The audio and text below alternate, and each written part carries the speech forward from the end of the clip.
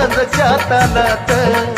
पाय पडतो कसा हलगीच्या ठेक्यात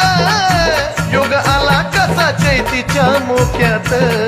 मायतल्ली नाचून पदर कमरला खोचून मायतल्ली नाचून पदर कमरला खोचून तिला पाहता तहान भूक भागली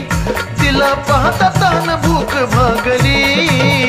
माझी येडा माई बन खेळू लागली येडा माई बन खेळू लागली